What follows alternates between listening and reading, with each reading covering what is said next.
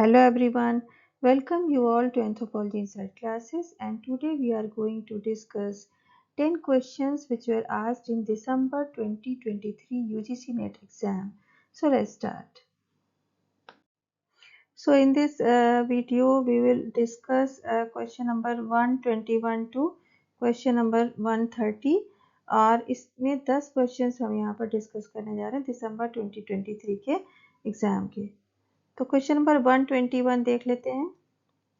Match the list one with list two. तो match the following question है।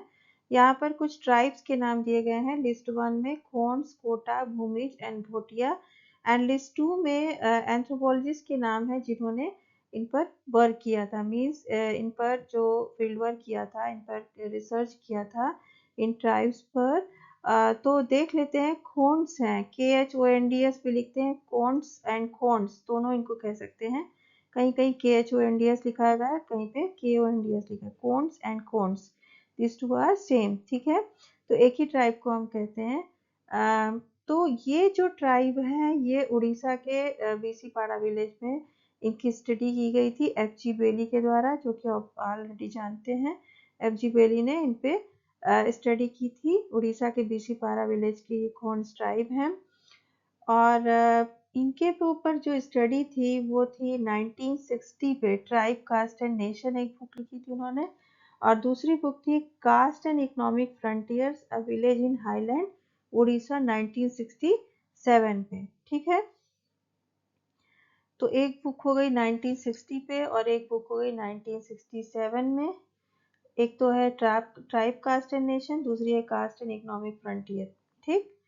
जिसपे इन्होंने जो विलेज में इकोनॉमी में चेंज आता है उस पर उन्होंने स्टडी किया था, और कैसे जो ट्राइब्स हैं वो कास्ट के कांटेक्ट में आती हैं तो उनमें क्या चेंज आता है, और जो एडमिनिस्ट्रेटिव पॉलिसीज नई लागू कर दी जाती है उससे उनके समाज पर क्या चेंज आता है। इन दोनों बुक्स पे इसी पे वर्क किया गया था। और जो रेवेन्यू पॉलिसी की जाती है, एक्साइज पॉलिसी, उस पर उन्होंने कुछ डिस्कशन किया था कास्ट एंड इकोनॉमिक फ्रंटियर पे। तो चेंज इकोनॉमी जो विलेज की है जिसमें कि खोन्स ट्राइब रहते हैं along with some caste group, वो क्या उनके ऊपर असर पड़ता है, उनकी कल्चर पर, उनकी इकोनॉमी पर, इसी पर इनका स्टडी था FG बेली का।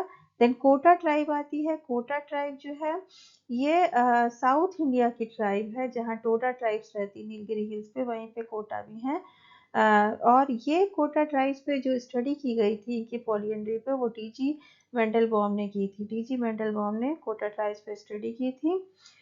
डेविड G मेंडलबॉम ने 1938 में की थी स्टडी, 1938, ओके।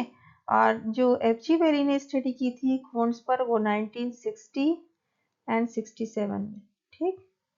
60 एंड 67 पे दो बुक्स लिखी थी उन्होंने, tribe, caste and nation and caste and economic frontier, ठीक। फिर 1938 पे डेविड G मेंडलबॉम ने कोटा ट्राइब पर स्टडी की थी।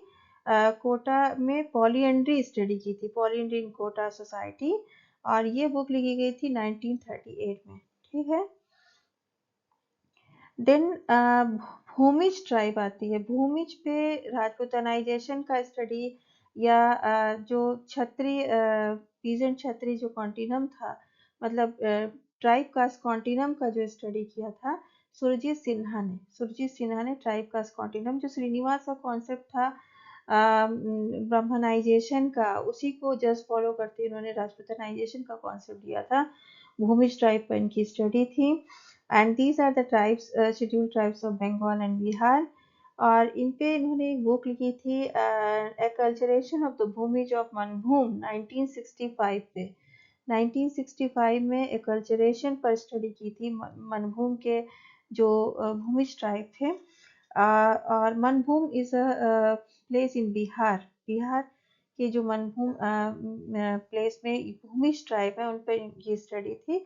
और ये मीन्स कैसे जो भूमिज ट्राइब है वो जो छत्री पीपल्स हैं या पीजेंट कम्युनिटी, ये छत्री जो है उनके कांटेक्ट में आते हैं राजपूत्स के, तो उनके अपने कल्चर में क्या बदलाव आता है, इसी पर इनकी स्टडी मीन्स कल्चर कांटेक्ट को लेते हुए थी, एक कल्चरेशन पर थी। और फिर भूमि छत्री continuum, tribe Rajput continuum, tribe peasant continuum, इसी ट्राइब को लेते हुए उन्होंने डिफरेंट स्टडीज की थी, और जिसको कि जो ब्राह्मणाइजेशन या संस्कृताइजेशन का कॉन्सेप्ट श्रीनिवास ने दिया था, वैसा ही कुछ इन्होंने राजपूतानाइजेशन का कॉन्सेप्ट दिया था अपनी इस स्टडी पे, भूमिज पर। ठीक है, जिसमें एक बुक थी state formation and Rajput myth in tribal India, tribal ancient India, central India. ठीक है, ट्राइबल सेंट्रल इंडिया 1962 पर। तो 1962 में इन्होंने एक बुक लिखी थी, ये बहुत इंपॉर्टेंट बुक है, state formation and Rajput myth. इसी पे इन्होंने राजपूतानाइजेशन का कॉन्सेप्ट भी दिया था। ठीक है, फिर tribe caste and tribe peasant continuum in central India 1965 में एक और बुक लिखी थी इन्होंने।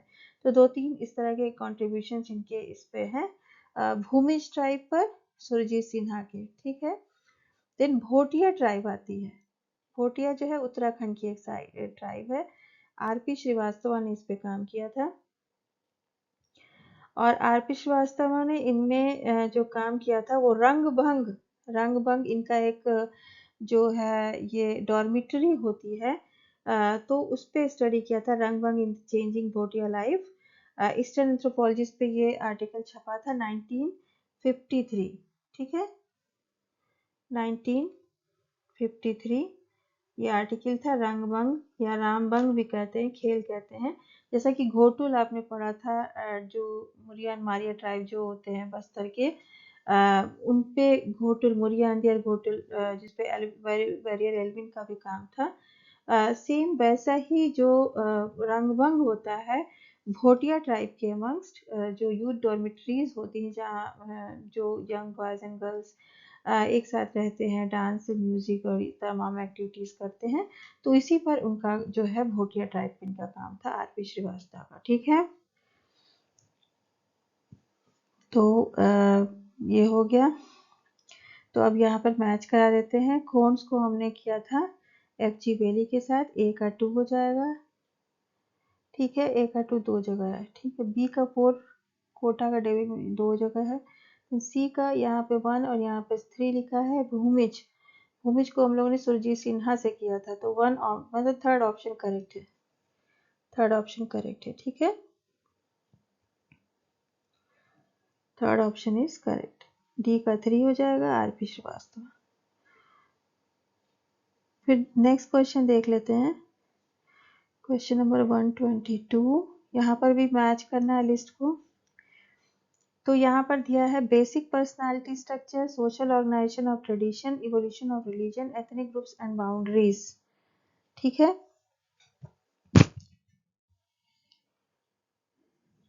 तो बेसिक पर्सनालिटी स्ट्रक्चर। अब बेसिक पर्सनालिटी स्ट्रक्चर पे जब हम लोग कल्चर एंड पर्सनालिटी स्कूल पढ़ रहे थे, तो हमने पढ़ा था कि कार्डिनल एंड लिंटन का जो काम था वो बेसिक पर्सनालिटी एंड स्ट्रक्चर पर था। ठीक है, उन्होंने दो इंस्टीट्यूशंस की बात की थी, प्राइमरी एंड सेकेंडरी। और प्राइमरी जो फैमिली, मैरिज और किनशिप, ये जो इंस्टीट्यूशंस होते हैं, यही हमारी बेसिक पर्सनालिटी बनाते हैं। मीन्स किसी भी व्यक्ति की जो बेसिक पर्सनालिटी है वो उसके प्राइमरी इंस्टीट्यूशन के द्वारा डेवलप होती है, जो कि उसके सेकेंडरी इंस्टीट्यूशन को इंटर्न इफेक्ट करते हैं। ठीक है, तो ऐसा ही कुछ मानना था। और इनकी जो बुक थी साइकोलॉजिकल फ्रंटियर्स ऑफ सोसाइटी 1945 पे इन्होंने लिखी थी, कार्डिनल ने, along with Linton, Ralph Linton भी दूसरे एक साइकोलॉजिकल एंथ्रोपोलॉजिस्ट थे, और जिन्होंने कल्चर एंड पर्सनालिटी अप्रोच पे काम किया था। और बेसिक पर्सनालिटी स्ट्रक्चर पर लिंटन के साथ इन्होंने साइकोलॉजिकल फ्रंटियर्स ऑफ सोसाइटी लिखी थी। ठीक, then social organisation of tradition. अब यहाँ पे जब ट्रेडिशन की बात करते हैं तो ग्रेट ट्रेडिशन और लिटिल ट्रेडिशन की बात रॉबर्ट रेडफील्ड ने की थी अपनी बुक पीजेंट कम्युनिटी पे, और little community, peasant society and culture, little community में उन्होंने ग्रेट ट्रेडिशन, लिटिल ट्रेडिशन की बात की थी। ठीक है, little community and peasant society and culture, और दोनों ही बुक 1956 में पब्लिश हुई थी, 1956 में पब्लिश हुई थी। और फिर एक फर्दर इसका जो है एक साथ दोनों का कॉम्बिनेशन करके भी 1989 में भी पब्लिश हुई थी, लेकिन अर्लीस्ट जो पब्लिकेशन था वो 1956 का था। ठीक है, तो इसी में इन्होंने बताया था कि एक लिटिल ट्रेडिशन था, जो स्मॉल कम्युनिटीज, लिटिल कम्युनिटीज होती है, जो फोक सोसाइटीज होती है, उनका जो ट्रेडिशन होता है वो, उसको उन्होंने लिटिल ट्रेडिशन कहा, स्मॉल ट्रेडिशंस कहा। ठीक है, मीन्स लोकलाइज्ड होता है एक एरिया। जो छोटे समाज के लोग हैं उनका जो ट्रेडिशन होता है वो बड़े ट्रेडिशन से भिन्न होता है। और ग्रेट ट्रेडिशन उन्होंने बताया कि अर्बन सोसाइटीज या लिटरेट सोसाइटीज का ग्रेट ट्रेडिशन होता है, और इनके बीच में कुछ मीडिएटर्स होते हैं जो सैक्रेड स्पेशलिस्ट होते हैं, जो ग्रेट ट्रेडिशन की बातें लिटरेट ट्रेडिशन तक पहुंचाते हैं। और इसी को फॉलो करते हुए एलपी विद्यार्थी ने सैक्रेड कॉम्प्लेक्स ऑफ हिंदू गया लिखा था। ठीक है, इसमें sacred performances, sacred geography and sacred specialist की बात की थी। ओके, तो दो तरीके के ट्रेडिशंस, जो ग्रेट ट्रेडिशंस जो कि आपकी पीजेंट कम्युनिटी या अर्बन कम्युनिटी के ट्रेडिशंस होते हैं, and little tradition belong to folk society और द लिटिल कम्युनिटी। ठीक है, तो विलेज कम्युनिटी। ठीक है, तो इसी पे रेडफील्ड का काम था। तो सोशल ऑर्गेनाइजेशन ऑफ ट्रेडिशन कहेंगे, जो little community and peasant society and culture book लिखी थी उस पर इन्होंने ये कॉन्सेप्ट किया था। Then evolution of religion. आप इवोल्यूशन ऑफ रिलीजन, टाइलर का आप जानते हैं कि रिलीजन पे काम था प्रिमिटिव कल्चर बुक पे, लेकिन यहाँ पर फ्रेजर लिखा है। और फ्रेजर ने जो है अपनी बुक जो लिखी थी, ये क्या कहते हैं, एक बहुत ही इंपॉर्टेंट बुक थी फ्रेजर की। कौन सी बुक थी? गोल्डन बो। हाँ, गोल्डन बो। ठीक है, गोल्डन बो बुक थी फ्रेजर की। और उसमें इन्होंने इवोल्यूशनरी फॉर्म ऑफ बताया था, ट्रेंड बताया था कि कैसे मैजिक से रिलीजन और रिलीजन से साइंस का इवोल्यूशन होता है। मीन्स जो ह्यूमन की अंडरस्टैंडिंग कैसे समय के साथ डेवलप हुई। सबसे पहले वो मैजिक करता था, देन रिलीजन पर उसकी बिलीफ हुई। मीन्स पहले वो सोचता था कि वही सबसे मोस्ट पावरफुल है और वो नेचर को कंट्रोल कर सकता है। देन उसे उसे पता चला कि नहीं, उससे भी ताकतवर कोई है, मीन्स सुपर नेचुरल पावर है, सुप्रीम पावर है, जो मतलब दिखाई नहीं देती है। और इस ऐसे ही कुछ एनिमिज्म की शुरुआत हुई, सुपर नेचुरल स्पिरिट में विश्वास, जो उस मीन्स ह्यूमन से भी पावरफुल होती है। तो रिलीजन की शुरुआत हुई। रिलीजन के बाद फैक्ट्स, जो नेचुरल फिनोमेना है, वो उसमें क्या सच्चाई है, हकीकत, उसको जानने की कोशिश की गई। तो साइंस की जो है ओरिजिन हुआ। ठीक है, तो मैजिक थ्रू रिलीजन, मतलब religion was developed through magic. ठीक है, मैजिक के बाद रिलीजन डेवलप होता है and religion further develop into science. ठीक, तो उनकी जो ह्यूमन की अंडरस्टैंडिंग में धीरे धीरे समय के साथ परिवर्तन होता गया और इस तरह के 3 इंस्टीट्यूशंस डेवलप हुए अकॉर्डिंग टू फ्रेजर। इसको इन्होंने गोल्डन बो बुक में लिखा था, गोल्डन बो। ठीक है, फ्रेजर की जो गोल्डन बो बुक थी 1890 में पब्लिश हुई थी, गोल्डन बो। ओके, बहुत ही इंपॉर्टेंट क्लासिक बुक थी गोल्डन बो। और इसी में इन्होंने magic science, magic religion and science के एवोल्यूशनरी मतलब ट्रेंड की बात की थी। ठीक है, देन तो यहाँ पर इवोल्यूशन ऑफ रिलीजन आप देख सकते हैं, फ्रेजर के द्वारा दिया गया था कि religion is evolve from magic, ये पता चलता है यहाँ पर। ठीक है, तो पहले मैजिक आया, देन रिलीजन आया एंड देन साइंस आया according to Frazer. Then ethnic groups and boundaries, ethnic group and boundaries, ये फ्रेडरिक बार्थ का है। और फ्रेडरिक बार्थ ने इस पे एक बुक लिखी थी, एथनिक ग्रुप एंड बाउंड्रीज, 1969 में, 1969 में एक बुक लिखी थी। ठीक है, एथनिक ग्रुप एंड बाउंड्रीज। और उसमें उन्होंने बताया था कि इंटरकनेक्टेडनेस होती है, मींस ऑफ एथनिक मतलब लोकेलिटीज एंड ये जो मीन्स जो एथनिक बाउंड्रीज खींच जाती हैं वो सिर्फ सोशल कॉन्स्ट्रक्ट है उनके अनुसार। ये रियलिटी इसमें कुछ नहीं है, ये सोशली कंस्ट्रक्ट मतलब है, सोशल कॉन्स्ट्रक्ट है, समाज के द्वारा बनाया गया है। क्योंकि लैंग्वेज के आधार पर, रिलीजन के आधार पर हम लोगों को बांट देते हैं। तो एथनिक ग्रुप्स एंड बाउंड्रीज कहने का मतलब ये था कि जो बाउंड्रीज खींची है वो सोशल कॉन्स्ट्रक्ट है, रियलिटी में नहीं होती हैं। दो देशों के बीच, जो हमारे कुछ नेबरिंग कंट्रीज, उनके बीच में भी जो हमारी बाउंड्रीज खींची हैं, कुछ रिलीजन को लेकर हैं, कुछ लैंग्वेज को लेकर बाउंड्रीज खींच जाती हैं। तो इस तरह एथनिक ग्रुप्स एंड बाउंड्रीज की बात करते हैं फ्रेडरिक बार्थ। ठीक है, तो बेसिक पर्सनालिटी स्ट्रक्चर हमने कार्डिनल से लगाया, एक फोर्थ। ठीक है, फिर social culture of tradition Redfield से लगा दिया, बी का 3, बी का 3। ए का 4, बी का 3 मीन्स सेकेंड ऑप्शन करेक्ट है। ठीक है, सेकेंड ऑप्शन करेक्ट है। देन इवोल्यूशन ऑफ रिलीजन, सी का 2 हो जाएगा एंड फोर्थ डी का 1 हो जाएगा। ठीक है, सेकेंड ऑप्शन करेक्ट। तो नेक्स्ट क्वेश्चन की तरफ चलते हैं, क्वेश्चन नंबर 123, और यहाँ पर भी आपको मैच कराना है। ठीक है, match the list 1 with list 2। List 1 में कुछ स्टडीज की बात की गई है, study of tribal movement, study of industrial complex in tribal areas, study of polyandry, study of caste. और इधर बात कुछ एंथ्रोपोलॉजिस्ट के नाम दिए गए, Louis Dumont, D N Majumdar, L P Vidyarthi and K S Singh. ठीक है, तो जो इंडस्ट्रियल कॉम्प्लेक्स की जब बात करेंगे ट्राइबल एरियाज में तो सीधे एलपी विद्यार्थी का नाम आएगा। एलपी विद्यार्थी ने इंडस्ट्रियल कॉम्प्लेक्सेस की बात की थी ट्राइबल, जिसमें रांची पे उन्होंने काम किया था। Culture contours in Ranchi, socio cultural implications of industrialisation in India, इनकी बुक थी, जो कि इंडस्ट्रियलाइजेशन पर ही बेस्ड थी। 1969 में इन्होंने लिखा था। और culture contours of tribal Bihar एक बुक थी। कल्चरल कॉन्फ़िगरेशन ऑफ रांची एक बुक थी 1969 की। और कल्चरल सोशियो कल्चरल इम्प्लीकेशन जो थी ऑफ मतलब इंडस्ट्रियलाइजेशन इन ट्राइबल इंडिया, वो भी 1969 की बुक थी।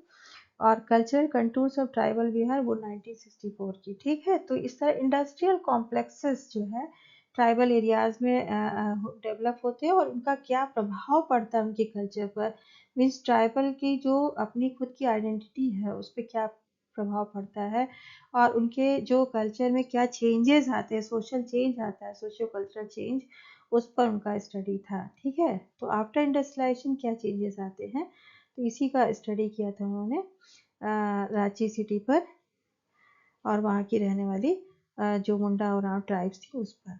ठीक है, then study of tribal movement. Tribal movement की बात करते हैं तो के एस सिंह का नाम आएगा। के एस सिंह ने इसमें बुक भी लिखी थी ट्राइबल मूवमेंट पे, जिसमें कि ट्राइबल मूवमेंट इन इंडिया एक बुक है 1982 में पब्लिश हुई थी। और Birsa Munda and his movement जो है वो 2002 में पब्लिश हुई थी। तो ट्राइबल मूवमेंट्स की बात करते हैं, कुछ ट्राइबल मूवमेंट्स इन इंडिया में, तो वो जो पूरे सेंट्रल इंडिया में या ईस्ट इंडिया में जितने भी मूवमेंट्स हुए साउथ इंडिया में उन सब की बात करते हैं ये। ठीक है, और बेसिकली वो सेंट्रल इंडिया में डिफरेंट मूवमेंट्स की बात करते हैं, सेंट्रल एंड ईस्ट इंडिया की। और तो इस तरह ट्राइबल इंडिया पे इनकी दो बुक है। Then study of polyandry. अब पॉलीएंड्री की बात करेंगे तो डी एन मजूमदार आ जाएगा। ठीक है, इसके पहले हम लोगों ने पॉलीएंड्री इन कोटा की बात की थी ना। कोटा जो ट्राइब्स हैं उसमें डीजी मंडल बॉम का नाम था। जो फ्रेटर्नल पॉलीएंड्री वहाँ पे पाई जाती है, जो नीलगिरी हिल्स की ट्राइब्स कोटा है। और वैसा ही कुछ जैसे कि टोडा में पॉलीएंड्री पाई जाती है, टोडा एंड कोटा में जो साउथ इंडिया की ट्राइब्स हैं।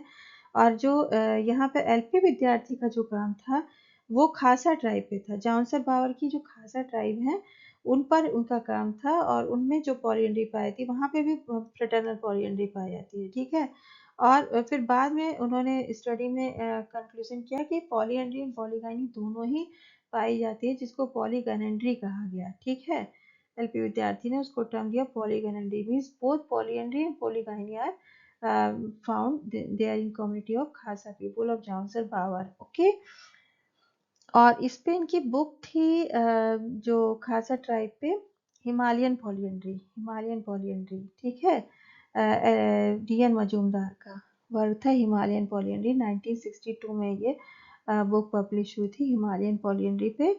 और एक और मतलब ये इसी हिमालयन पॉलीएंड्री का जो सब टाइटल था structural function and cultural change, a field study of Jaunsar Bawar. ठीक है, तो ये हिमालयन पॉलीएंड्री पे इनका काम था। उत्तराखंड की ट्राइब खासा है जो जाउनसर बावर रीजन पे रहती है। जाउनसर बावर भी ट्राइब्स हैं लेकिन यहाँ पे खासा ट्राइब की बात हो रही, ठीक, जो जाउनसर बावर रीजन से बिलोंग करती है।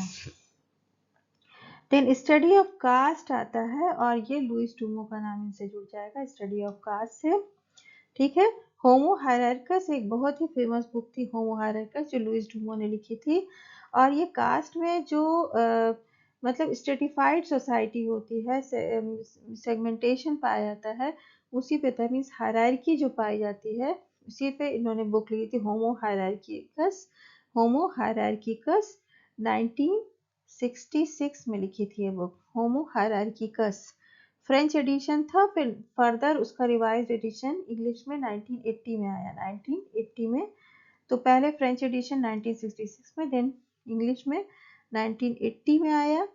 और ये जो बुक थी homo hierarchicus the caste system and its implications, ये लुइस डुमो की बुक थी।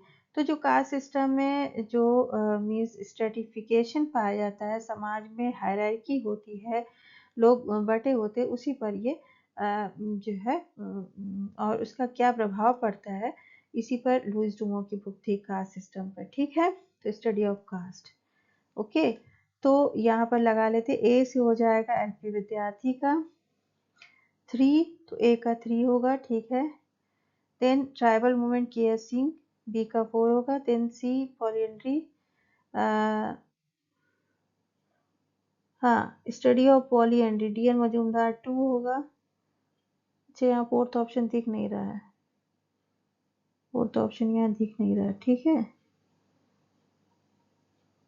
तो और study of caste Louis Dumont ने बोला था डी का 1, पॉलिएंड्री पता है डी एन मजूमदार के साथ, इसका मतलब फोर्थ ऑप्शन होगा, जो कि यहाँ दिख नहीं रहा है। ठीक है, तो जैसा कि हम लोग ने बताया कि industrial complex in tribal areas, ये होगा LP Vidyarthi, tribal movement K S Singh, polyandry D N Majumdar, ST of caste Louis Dumont. Okay, then next question देख लेते हैं। यहाँ पर भी मैच कराना है, मैच द लिस्ट वाला ही क्वेश्चन है ये।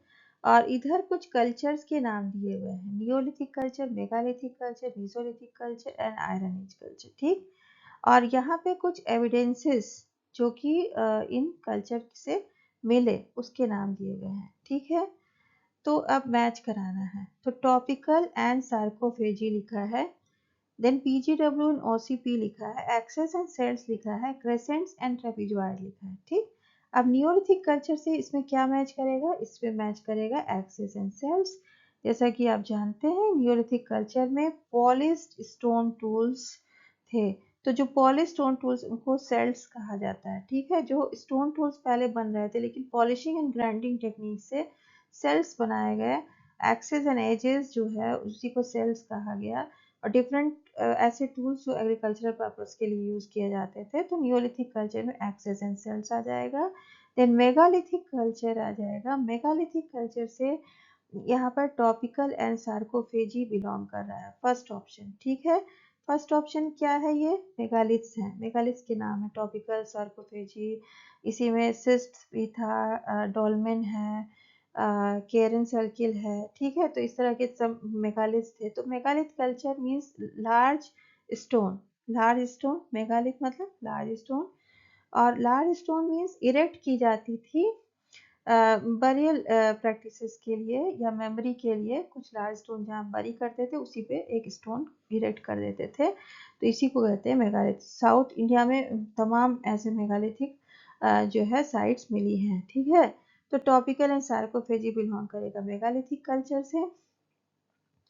सार्कोफेजी जो है एक राउंड मीन्स रेक्टेंगुलर प्लेटफॉर्म बनाया था, तो बीच में बारीक कर दिया था, मीन्स थोड़ा सा जगह रहती थी। ठीक है, डोलमेन भी होता है जो प्लेटफॉर्म टाइप का, टेबल टाइप का दिखता था, सिस्ट, कैरन सर्किल भी है, टॉपिकल भी है। तो इस तरह के तमाम हमको जो है मेगालिथ्स मिले हैं। ठीक है, देन मीजोलिथिक कल्चर आता है। मीजोलिथिक की आप खासियत जानते हैं कि यहाँ पे माइक्रोलिथ्स मिले थे। मीजोलिथिक में geometric and non geometric microliths मिलते हैं, और उसके साथ फिर कंपाउंड जो है टूल्स भी बनाए जाते थे, जिसमें सिकल्स हैं, एक्सेस, इस तरह के टूल्स या हारपून्स बनाते थे। ठीक है, तो यहाँ पर मेसोलिथिक कल्चर से जुड़ा हुआ कौन सा टॉपिक है, यहाँ पे क्रेसेंट्स एंड ट्रेपीजॉइड्स मैच कर रहा है। क्या है ये सब, ये ज्योमेट्रिक माइक्रोलिथ्स हैं, crescents and trapezoids. Then iron age culture आता है, जिससे कि पीजीडब्ल्यू एंड ओसीपी बिलोंग करेगा। पीजीडब्ल्यू क्या है, पेंटेड ग्रेवेयर है, ओसीपी क्या है, ऑकर कलर्ड पॉटरी है। ठीक है, तो ओसीपी एंड पीजीडब्ल्यू ये दो तरीके के जो है पॉटरी टाइप जो है हमको आयरन एज के समय मिले थे। Printed grey ware and occur colour pottery. ठीक, तो अब नियोलिथिक से हम क्या मर्ज कराएंगे, एक्सेस एंड सेल्स। तो ए का हो जाएगा 3, ए का 3 एक ही जगह पर है, थर्ड ऑप्शन करेक्ट है। देन मेगालिथ आ गया टॉपिकल, तो बी का 1 हो जाएगा, मेसोलिथिक का 4 एंड डी का हो जाएगा 2। ठीक, थर्ड ऑप्शन इज करेक्ट।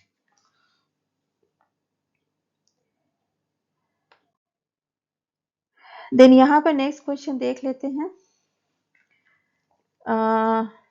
ठीक है, 124 किया था, अब ये 125 क्वेश्चन है, क्वेश्चन नंबर 125। ओके, अब यहाँ पर क्या लिस्ट 1 में जो है कुछ नेचुरल बॉडीज के नाम दिए गए हैं। रिवर है, हाँ विंड भी है, सी है, तो रिवर और सी तो नेचुरल बॉडीज हो गए, विंड और ग्लेशियल भी दिया है। ठीक है, अब यहाँ पे कुछ डिपॉजिट्स की बात की गई है, कुछ डिपॉजिट्स की बात की गई है और इसको इससे मैच कराना है, कौन से रिवर डिपॉजिट्स हैं, सी से क्या मैच करेगा, देन विंड से एंड देन ग्लेशियर से। ठीक, तो रिवर में हो जाएगा फ्लूवियल डिपॉजिट्स। ये फ्लूवियल डिपॉजिट्स वो डिपॉजिट्स होते हैं ये जो कि सेडिमेंट्स रिवर के द्वारा बहाव के द्वारा इकट्ठा हो जाते हैं, उसी को हम फ्लूवियल डिपॉजिट्स कहते हैं। ठीक है, फ्लूवियल डिपॉजिट्स कहते हैं इनको हम। देन विंड के द्वारा उड़ा के मतलब धूल कहीं पे इकट्ठा होती है तो उसको लोएस्ट डिपॉजिट्स कहते हैं। ठीक है, विंड ब्लोन डिपॉजिट्स को, ये सेडिमेंट्स को हम लोएस्ट डिपॉजिट्स कहते हैं। देन सी के द्वारा जो है टेरेस होगा, थेलोस्टेटिक टेरेसेस, एंड ग्लेशियल के द्वारा मोरैन डिपॉजिट्स बनता है। मोरैन डिपॉजिट्स ग्लेशियल बॉडीज के द्वारा जो इकट्ठा होते हैं सेडिमेंट्स या कण, उसी को हम मोरैन डिपॉजिट्स कहते हैं। तो इस तरह रिवर के साथ फ्लूवियल हो गया, तो ए का 3 होगा, तो सेकेंड ऑप्शन करेक्ट है। देन बी का 4 लोएस्ट एंड सी का 2 थेलोस्टेटिक एंड डी का 1 moraine deposits. Okay, then next question देख लेते हैं। यहाँ पर दिया arrange the following landmarks in the cephalocaudal order, means head से टेल की तरफ। तो जो ह्यूमन स्केलेटन होता है हेड से लेकर और उसके लेग्स तक, टेल तक, हमको देखना है कि कौन कौन सी यहाँ पर लैंडमार्क्स हैं। ठीक है, तो एक्टोकैंथियन है, ट्राइकियन है, सिम्फाइजियन है, मीजोस्टर्नेल है और एक्रोपोडियन है। अब इनकी सबकी जो कुछ खास ये जगह पर ही ये लैंडमार्क्स दिखाई देते हैं, जिसमें एक्टोकैंथियन आई के कॉर्नर पर दिखाई देता है। ट्राइकियन जो है, जो हेड होता है और जहाँ से बाल स्टार्ट होता है आपका। ठीक है, फोरहेड, फोरहेड माथा जिसको कहते हैं आप हिंदी में। ठीक है,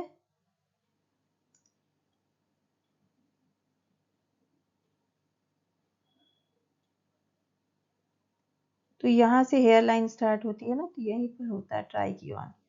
ठीक है, यहीं पर मिड में ट्राइकियन कोई एक पॉइंट होता है जहाँ से फोरहेड से हेयर लाइन जुड़ती है। ठीक है, ट्राइकियन हो गया। एक्टोकैंथियन आई के कॉर्नर पे जो आईज होती हैं उनके इंटीरियर साइड में एंडोकैंथियन होता है और बाहर की तरफ कॉर्नर में एक्टोकैंथियन होता है। ठीक है, देन सिम्फाइजियन आता है। सिम्फाइजियन आपके प्यूबिस एरिया में पाया जाता है, प्यूबिस के साइड में। और जो मीजोस्टर्नल है वो चेस्ट में, स्टर्नम जो होता है वहाँ पर ये मीजोस्टर्नम पाया जाता है। स्टर्नल ये एक लैंडमार्क होता है। और एक्रोपोडियन आपके पैरों पर यहाँ पर होता है। ठीक है, जहाँ पर फीट होता है वहीं पर होता है एक्रोपोडियन। ठीक, तो अब हम सिफेलोकॉर्डा मीन्स हेड से अगर टेल की तरफ मिलेंगे तो सबसे पहले हमको ट्राइकियन मिलता है, जो फोरहेड को हेयरलाइन से जोड़ता हुआ वहीं पे रहता है सिचुएटेड, तो ट्राइकियन सबसे पहले आएगा, तो बी सबसे पहले आएगा। देन एक्टोकैंथियन आ रहा है, जो आईलिड जो है उसके आउटलाइन कॉर्नर पे, जो आउटर कॉर्नर पे जो पॉइंट है एक्टोकैंथियन हो गया, तो बी के बाद ए आएगा और बी के बाद ए फर्स्ट ऑप्शन में आ रहा है। ठीक है, देन फिर मीजोस्टर्नेल आ रहा है, मीजो स्टर्नेल स्टर्नम पोर्शन में आ रहा है। देन ये प्यूबिस पोर्शन में आ रहा है, सिम्फाइजियन जो पेल्विक और प्यूबिक एरिया है।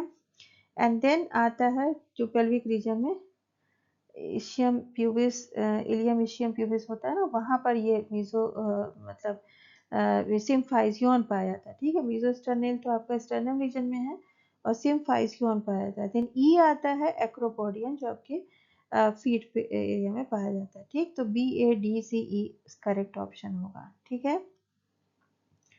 सिफेलोकॉर्डल ऑर्डर में अरेंज किया जाएगा इसको।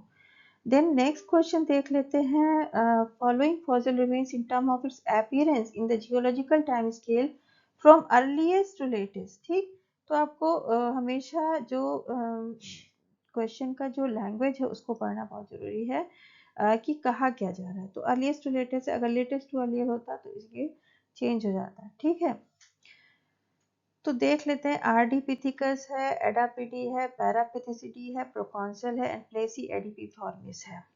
ठीक, अब सबसे पुराना इसमें क्या है, तो अभी बता दें कि ये सारे जो है टर्शियरी प्राइमेट्स है। टर्शियरी जो पीरियड था उसके प्राइमेट्स हैं ये सारे। और क्वाटरनरी में आपका प्लिस्टोसिन एंड होलोसिन आता है इपॉक, और जो टर्शियरी था उसमें हम लोगों ने पढ़ा था Palaeocene, eosin, Oligocene, myosin and Pliocene आता है। ठीक है, ये 5 इपॉक्स आते हैं टर्शियरी पीरियड में, टर्शियरी पीरियड में। ठीक है, और क्वाटरनरी में क्या आता है, प्लिस्टोसिन एंड होलोसिन, और अभी चल रहा है एंथ्रोपोसिन। ठीक, प्लिस्टोसिन, होलोसिन एंड एंथ्रोपोसिन। ठीक, अब ये 5 जो इपॉक्स हैं उसी से बिलोंग करते हैं ये सारे प्राइमेट्स। ओके, तो जो सबसे अर्लीस्ट प्राइमेट्स है वो प्लेसी एडापिफॉर्मिस है, जो कि पेलियोसिन से बिलोंग करता है। प्लेसी एडापिफॉर्मिस, तो ई हो जाएगा। सबसे अर्लीस्ट कौन है, ई वाला सबसे अर्लीस्ट है, प्लेसी एडापिफॉर्मिस। देन इयोसिन में कौन आएगा, एडापीडी आएगा, एडापीडी।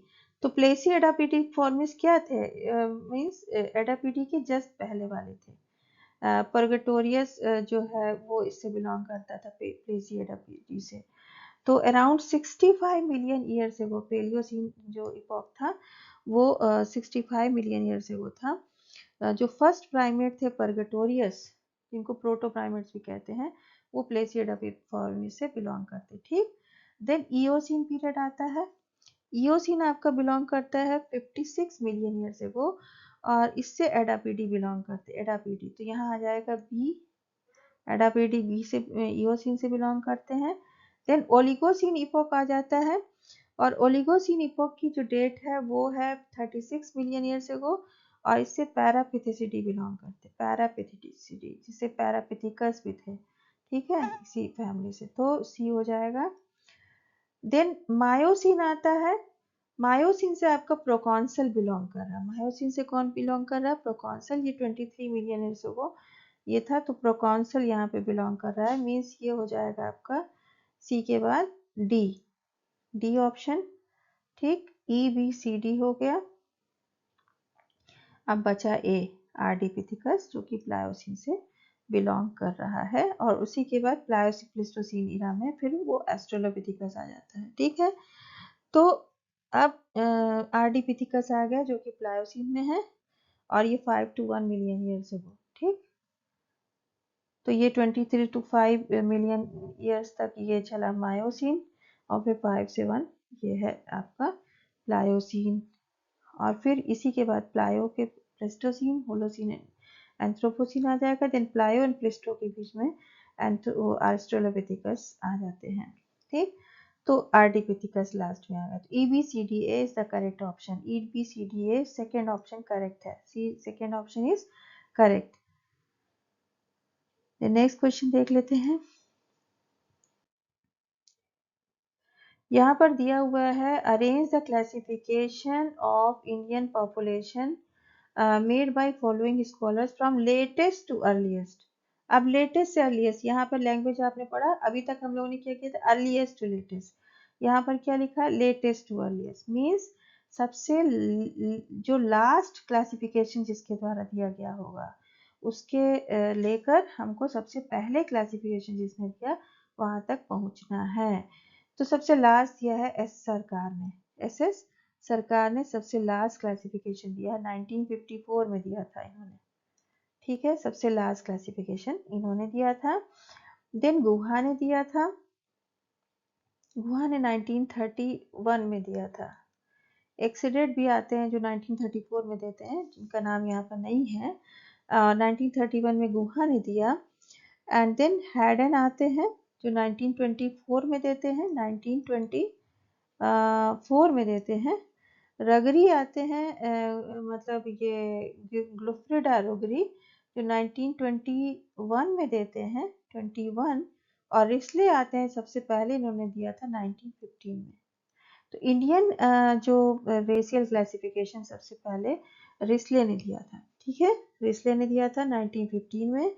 Then Ruggeri 1921, then Haddon 1924, then Guha 1931, Exedet 1934 and then last मतलब SS सरकार 1954। अब हमको चलना है लेटेस्ट से अर्लीस्ट की तरफ। तो इस बात का ध्यान रखिएगा, जब भी आप आंसर देखेंगे तो आपको ये लैंग्वेज पे ध्यान देना है कि पूछ क्या रहा है, ठीक है। तो लेटेस्ट से अर्लीस्ट पूछ रहा है, तो लेटेस्ट से अर्लीस्ट में सरकार से शुरू करना है, ऐसे सरकार से शुरू करना है, मीन्स ई से शुरू करना है। ई से शुरू 2 ऑप्शन है। अब देख लेते हैं कौन सा सही है। ई के बाद बी आ रहा है, ठीक है, गुहा सही है, फिर सी आ रहा है, हैडन सही है। अब यहाँ पर देखिए चेंज आ गया है, ठीक है। तो गुहा के बाद क्या होगा, यहाँ पर हम लोग पहुंचे थे कहाँ तक, हैडन तक पहुंचे थे। और हैडन के बाद क्या है, ये है रगरी, ठीक है। एंड देन आता है Risley, means fourth option correct है, फोर्थ ऑप्शन करेक्ट है। ओके, तो लेटेस्ट से अर्लीस्ट हमने चला और यहाँ पर फोर्थ ऑप्शन करेक्ट है। तो नेक्स्ट क्वेश्चन देख लेते हैं। Arrange the year of publication of first edition of following books from earliest to latest. अब यहाँ पे लैंग्वेज चेंज हो गई, यहाँ पे लेटेस्ट टू अर्लीस्ट था, अब यहाँ अर्लीस्ट टू लेटेस्ट पूछ रहा है। और ये सारी बुक्स जेएम टैनर के द्वारा लिखी गई हैं, ह्यूमन ग्रोथ पे जिनका काम था। अब इस पे आपको ध्यान देना होगा कि कब मीन्स पब्लिश हुई थी, ईयर जो पब्लिकेशन का है उससे हमको इनको अर्लीस्ट टू लेटेस्ट लगाना है, ठीक है। तो इसमें जो ग्रोथ एट एडोलेसेंस बुक है वो सबसे पहले लिखी गई टैनर के द्वारा 1962 में, 1962 में लिखी गई। देन ह्यूमन बायोलॉजी लिखी गई इनके द्वारा, ह्यूमन बायोलॉजी लिखी गई 1968 में, 1968 में ह्यूमन बायोलॉजी में सबसे पहले ग्रोथ एट एडोलेसेंस लिखी गई, नंबर 1। देन 2 आ गई आपकी ह्यूमन बायोलॉजी जो 1968 में लिखी गई। देन इन्होंने लिखा वर्ल्ड वाइड वेरिएशन 1976 में, वर्ल्ड वाइड वेरिएशन 1976 में लिखा वर्ल्ड वाइड वेरिएशन, ठीक है, ओके। देन आती है इनकी foetus into man, foetus into man, ये फोर्थ बुक है, फीटस इनटू मैन, ये लिखा इन्होंने 1978, मीन्स वर्ल्ड वाइड वेरिएशन के बाद आती है फीटस इनटू मैन, ठीक है। तो सबसे पहले growth at adolescence, then human biology, then world wide variation, then foetus into man, and then बचती है physiology of human growth, physiology of human growth जो 1989 की बुक है। तो सबसे लास्ट में आ जाएगी फिफ्थ वन, इस फिजियोलॉजी ऑफ ह्यूमन ग्रोथ, ये आ जाएगी आपकी 1989, ओके। तो हमने क्या लगाया, ए, बी से स्टार्ट करेंगे, बी, फिर 2E, BE, BE, BE वाला ऑप्शन थर्ड है, थर्ड इज करेक्ट, ठीक है, BE। देन D 3 वाला क्या है, D है, देन 4 मीन्स A है, एंड देन C 5 है, ठीक। तो BEDAC correct option, okay, third option is correct, ठीक है। तो ये थोड़ा ध्यान देना होगा आपको, बुक्स के जो ईयर ऑफ पब्लिकेशन है वो ध्यान देना होगा, ठीक है। देन नेक्स्ट क्वेश्चन देख लेते हैं। यहाँ भी पूछ रहा है arrange the following legislation from early one to most recent one. अब यहाँ पे क्या कह रहा है, early to latest, early to latest, यहाँ पे लेटेस्ट टू अर्लीस्ट था, यहाँ अर्लीस्ट टू लेटेस्ट है, और यहाँ पर भी अर्लीस्ट टू लेटेस्ट था, ठीक है। तो अब फिर से अर्लियर टू लेटेस्ट आ गया। तो अर्लीस्ट टू लेटेस्ट अगर देखेंगे तो डिफरेंट जो एक्ट्स दिए हुए हैं इनका हमको ईयर देखना होगा। ठीक है, ये थोड़ा आपको याद करना होगा डिफरेंट एक्ट्स के ईयर। तो सबसे जो पुराना एक्ट है इसमें वो है land acquisition act. Land acquisition act सबसे पुराना एक्ट है, 1894 का एक्ट है ये, लैंड एक्विजिशन एक्ट। ठीक है। और इस एक्ट के तहत अगर सरकार कोई या कोई सिर्फ कंपनी जो भूमि होती है उसको अधिग्रहण कर सकते हैं। ठीक है, तो लैंड एक्विजिशन एक्ट होता है अगर जरूरत पड़े तो। देन नेक्स्ट एक्ट आता है SC and SC act. SC and ST act. SC and ST act आता है 1989। 1989 में प्रिवेंशन ऑफ एट्रोसिटीज एक्ट है ये, जो क्राइम होती है अगेंस्ट SC एंड ST उसको मतलब इनको प्रिवेंट करने के लिए बनाया गया ये एक्ट। इनके खिलाफ कोई भी क्राइम होता है तो उसको प्रिवेंट करने के लिए SC एंड ST एक्ट बनाया है। तो इन कम्युनिटीज़ के प्रिवेंशन के लिए और इनके मतलब अगर इनके खिलाफ कोई इस तरह का क्राइम होता है तो उसमें पनिशमेंट के लिए ये एक्ट बनाया गया है। ठीक है। देन जो है पीसा एक्ट आता है जिसको कि 1996 में ये एक्ट आया था, पीसा एक्ट 1996 में। तो जो ट्राइबल एरियाज में ग्राम सभा जो है वो अपने खुद के डिसीजंस ले सकती है लोकल लेवल पर, और जो कम्युनिटी के हित के लिए होगा जो ट्राइबल एरियाज के वो उसमें किया जाता है। जो नेचुरल रिसोर्सेज को जहाँ पर वो रहते हैं उनको बचाने के लिए, उनकी प्रिजर्वेशन के लिए, उनकी कल्चरल आइडेंटिटी को बचाने के लिए, तो इस तरह का ये जो एक्ट है वो काम करता है। ठीक है। देन जो है 1996 में पीसा एक्ट आ गया।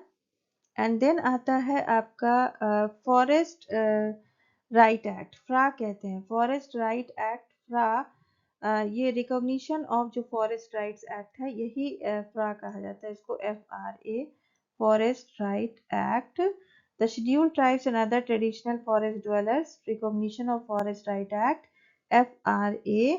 एंड ये आया था 2006 में, 2006 में आया था ये फॉरेस्ट राइट एक्ट, फ्रा। ठीक है। तो जो फॉरेस्ट ड्वेलिंग कम्युनिटीज, ज़्यादातर most of the tribal communities forest में रहती हैं, फॉरेस्ट ड्वेलर्स जो होते हैं, जो ऐसी कम्युनिटीज है schedule tribe and traditional forest dwellers, उन सभी के जो अधिकार हैं, राइट्स हैं, उनके प्रिवेंशन के लिए ये फॉरेस्ट राइट एक्ट है। उनको कुछ अधिकार दिए गए हैं फॉरेस्ट में रहने के लिए, और वो जो लैंड ऑक्युपाई करके रहते हैं वो रह सकते हैं, उनके रिसोर्सेज यूज़ कर सकते हैं। तो इस तरह कुछ फॉरेस्ट राइट एक्ट है जो फॉरेस्ट ड्वेलिंग कम्युनिटीज़ के जो है उनकी जो कम्युनिटी है उसको सिक्योरिटी प्रदान करने के लिए और उनको कुछ राइट्स देने के लिए एज ए फॉरेस्ट ड्वेलर ये एक्ट बनाया गया था इन 2006। ओके। देन जो लास्ट एक्ट है वो है ये RFCT LARR। ठीक है, means right to fair compensation and transparency in land acquisition and rehabilitation act. तो लैंड एक्विजिशन एक्ट आपने देखा कि 1894 में ही आ गया था, लेकिन उसी में फर्दर एक नया एक्ट बनाया गया 2013 में। 2013 में ये भी लैंड एक्विजिशन एक्ट से ही जुड़ा हुआ एक्ट है, land acquisition and rehabilitation and resettlement act इसको कहा जाता है। और इसमें जो ट्राइबल कम्युनिटीज़ या जो ऐसी कम्युनिटीज़ हैं जिनको कि मीन्स लैंड एक्विजिशन ये रेगुलेट करता है, उनको रिहेबिलिटेशन ये री प्रोवाइड करता है। ठीक है, तो इस एक्ट के द्वारा उनको इस तरह के जो है फ़ायदे होते हैं।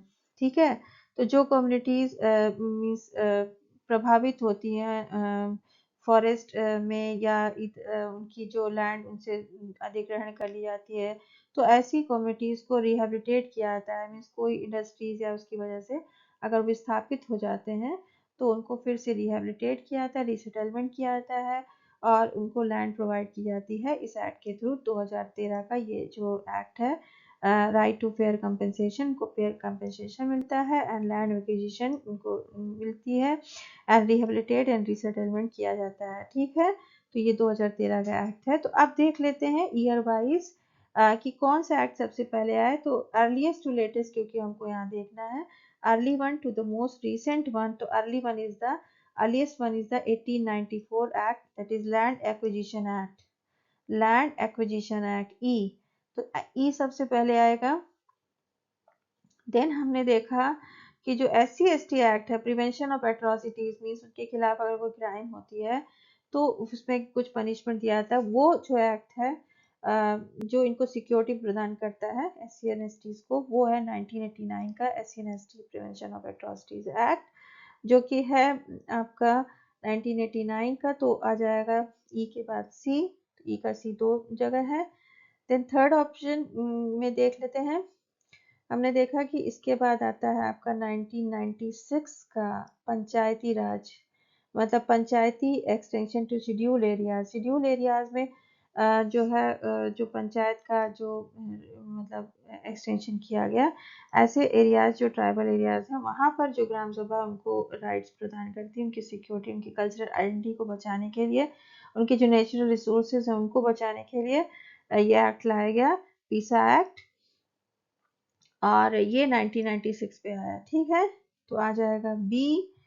तो ECB मतलब फोर्थ ऑप्शन करेक्ट है, फोर्थ ऑप्शन राइट है। ठीक है, करेक्ट ऑप्शन है, बी आ गया। देन ए आ जाएगा आपका फ्रा, फ्रा क्या है, 2006 का है, 2006 का है ए। एंड देन डी है आपका 2013, 2013, ये भी लैंड एक्विजिशन एक्ट ही है, land acquisition and rehabilitation resettlement act है ये, जो कंपनसेशन एंड ट्रांसपेरेंसी भी यहाँ जुड़ा हुआ है। ठीक है, तो 2013 का हो गया। तो ECBAD। ठीक है, कुछ डेट्स हैं जो आपको ईयर वाइज याद करना होगा, कब कौन सा एक्ट आया। Okay, so this was all about this lecture. Meet you in next video. Thank you very much.